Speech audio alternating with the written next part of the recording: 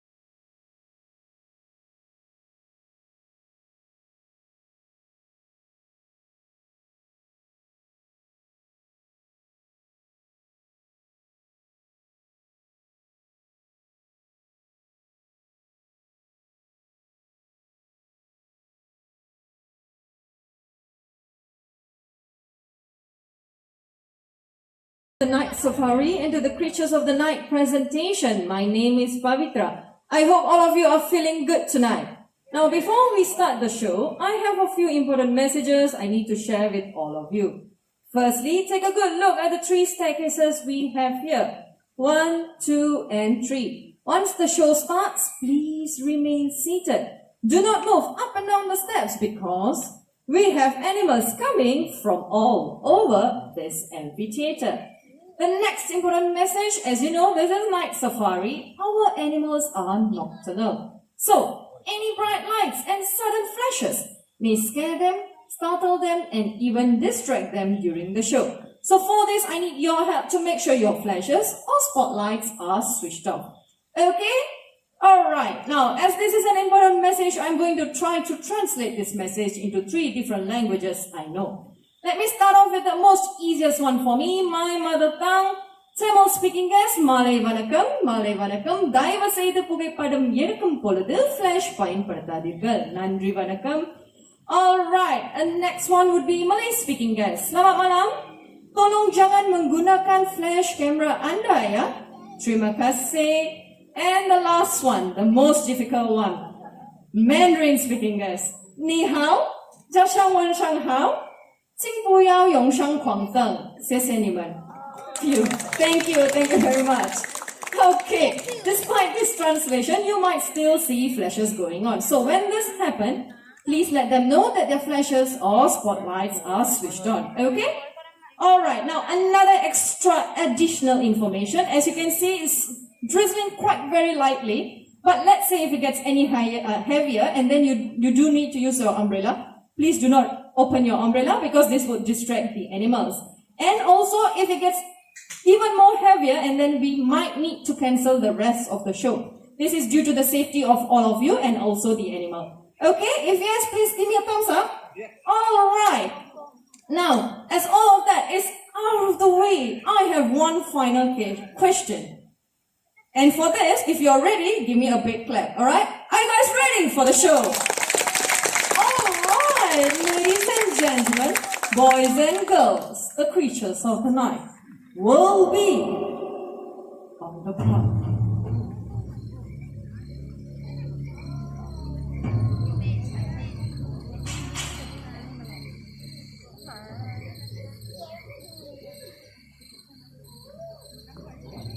As the night falls, 2 worlds, one of sunlight, the other moonlight, blend into one.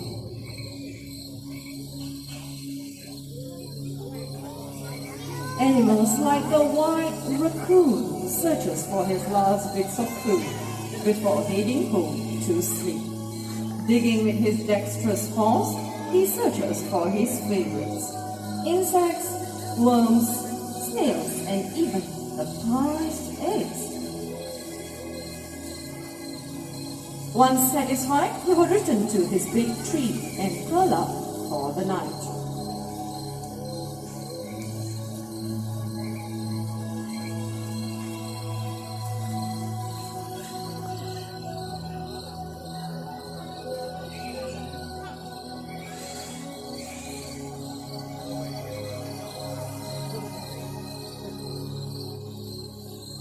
As daytime animals settle down to sleep, the forest comes to life.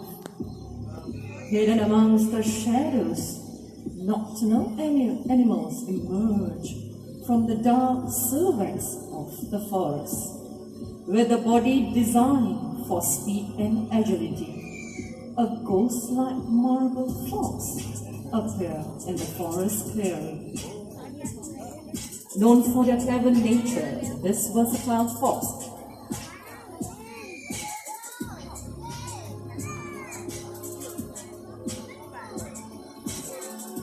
using his sensitive night vision and powerful sense of smell, he searches for that elusive prey.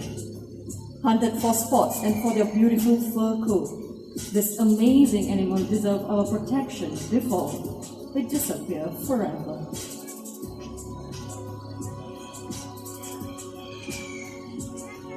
Good evening and welcome to the world of the night hunters.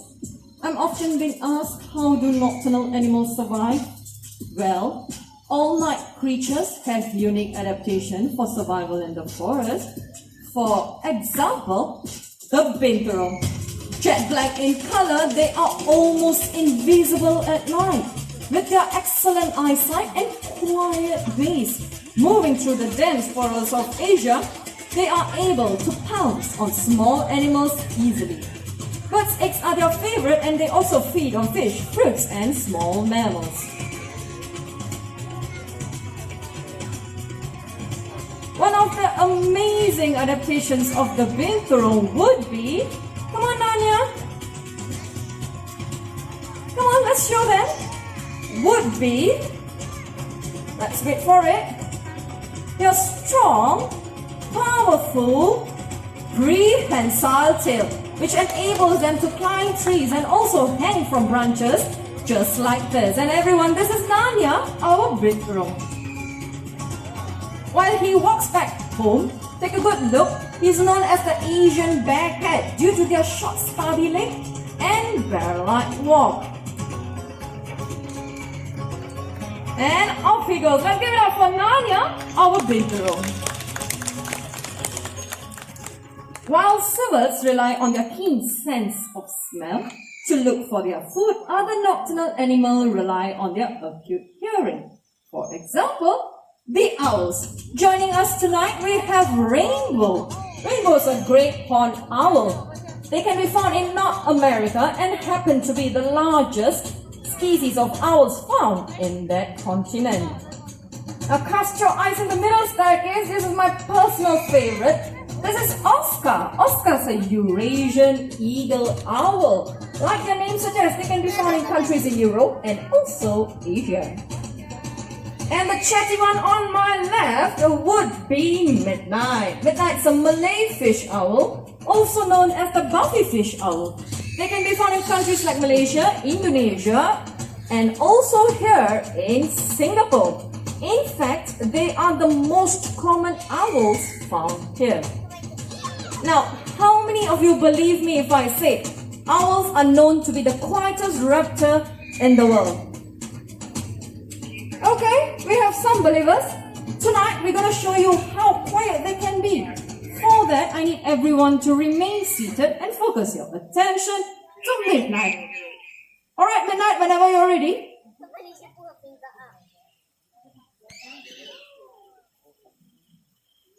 Wow, that's a really beautiful flight, Midnight. I think she deserves a big round of applause. Okay, ladies and gentlemen, as Midnight flew over your head, did you notice how quiet she was? Except for the screechings, she talks a lot. Yes? That is because owls' wingtips have soft edges, which enables them to fly silently over fields and meadows, looking for their food. Another interesting fact about owls is some of the owls' ears are set asymmetrical, which means one of their ears is set higher than the other one.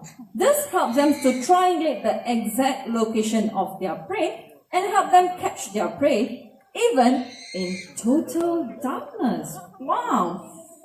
And there she goes. Everyone, let's give it up for Alicia with Midnight, Meijin with Rainbow.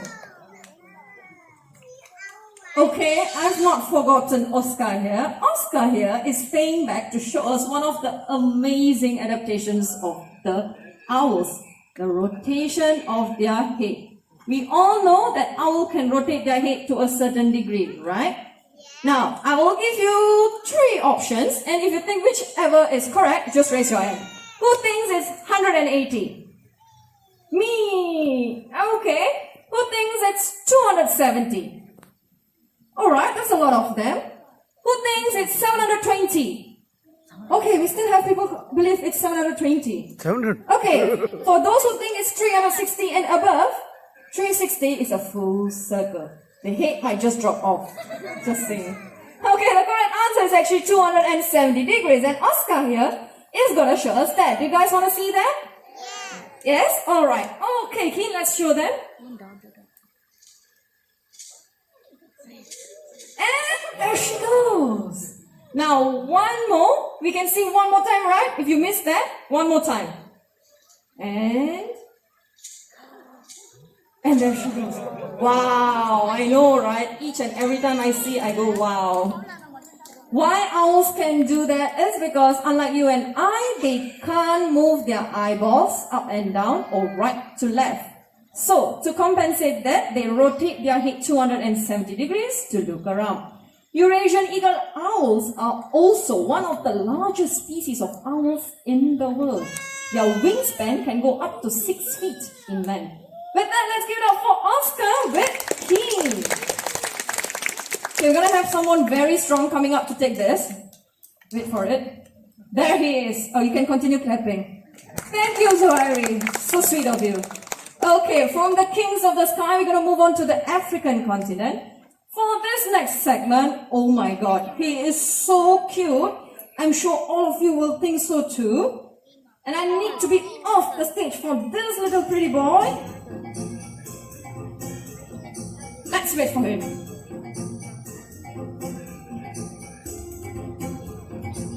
And coming out would be Zaya, our fennec fox. And everyone, this is Zaya. Told you, he's so cute. Now, fennec foxes can be found in the Sahara Desert.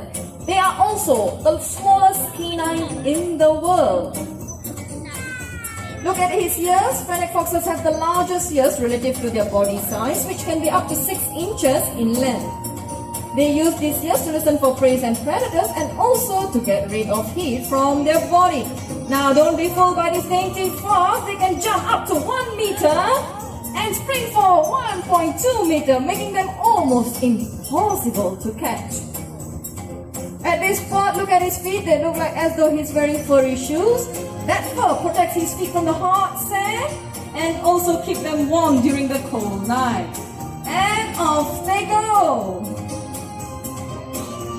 Alright, bye Zaya with Zuhairi. Such full of energy.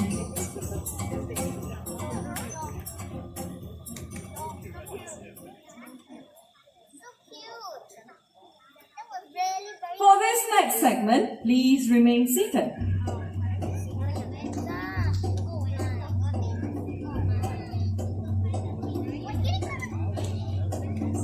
A famous predator from the African continent, this animal possesses a keen sense of self, able to detect carcasses from many miles away.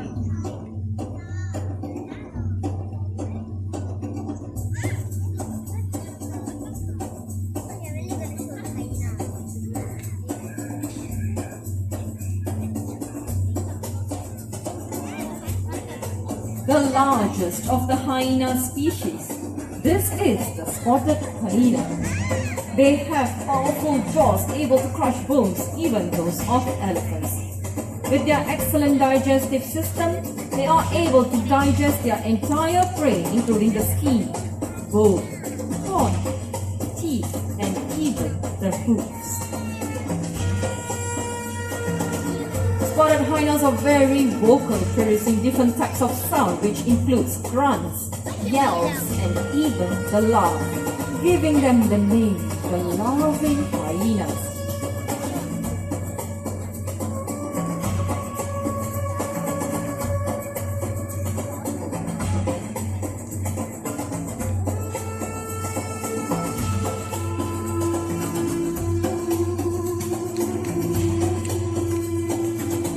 Hyenas are able to run for many miles in search of their prey due to their large hearts. They are able to take down prey twice their size, including the buffaloes and zebras. People often mistake hyenas to be from the canine family due to their dog-like features, but in fact, they are more closely related to the cats. Talking about cats, coming up next from the grasslands of Africa, we have our very own serval. Keep your eyes in the exhibit, and in a while we'll be joined by a really beautiful... Okay, this is not the serval I was talking about, okay? Our serval, slender looking. This is not. Okay, this is our trainer, Mr. Darren. Servals resemble miniature cheetahs except for their relatively shorter tail. And joining us, strolling in very gracefully would be Shami, our serval for tonight. Servals have long slender forepaws which enables them to dig into holes, hook onto their prey and pull it up to eat. Now our trainer over here is holding to a target with a feather attached to the end. This is to mimic a bird in the wild, and Shami here is going to show how a serval would leap, jump and pounce to catch a bird. Alright Shami, let's do this. Come on, we're gonna win this. We don't let Darren win. Come on Shami, behind you. And... okay, right behind you. And... oh no, that was almost. Come on Shami, you can do this. And that... hey, no! Wow, oh, there she goes. Everyone, let's give it up for Darren. It's charming. That was a long one today. Now, if you take a good look at the back of the servals here, you would have noticed black and white markings. These markings are known as Ocelot. They act as natural deterrent against predator in the wild because they look like eyes in the dark. Now, as you are touring around night safari, you will come across many endangered species who's fighting a losing battle in the wild. Why are you guys pointing? Oh, okay. Alright, everyone, this is Toffee. You saw him earlier on. Right, as Toffee, as you're already here, you're going to help me do something. Okay? Raccoons have dexterous paws, which means they are very, very skillful with their paws. And look at that. How easy was it for him to open the bottle? Now, if you missed that, you're going to see him move to an upgraded version over there. Of course, in the wild, they will not come across bottles. I do hope so. They will come across crustaceans, like crabs, which they will use this dexterous paws to break open the shell and eat the flesh. Alright, Toffee? Okay, alright, diversion. Now, it rained a lot. Toffee's favorite is snails, so he's gonna look for one. Come on, Toffee, you're gonna have to go. Toffee. Yeah, that's Toffee for all of you. So he's gonna go digging, and off he goes. Come on, Toffee. You're gonna have your friends coming out. Come on. Off you go. Nope, there's no snails tonight for you. This is what the raccoons in the wild would do. Dig for everything. Look at him going. Come on. Now, many of you would have heard or seen raccoons washing their food. This is not entirely true. Their paws get extra sensitive when it's wet, giving them a better understanding of what they are holding to. Oh, Toffee, you found something. Toffee, gonna have to go. Come on. All right, off you go. Hop, hop, hop. And Thank you very much, Toffee. Bye. Oh, you just left. Okay, that's Toffee for all of you. Unfortunately, raccoons are considered as pests in many countries. This is not entirely their fault. Many of our cities and towns have come very close to their natural habitat, and with their ever-diminishing forests, they actually have no choice but to enter our home to look for their food. So, let's see what was in this bin that attracted Toffee. Common items, plastic bottles, tin can, and also a paper carton. And those plastic bottles will disappear if we choose to use a reusable bottle just like this. All of these things come from nature one way or another, and they all have one thing in common. They all can be recycled.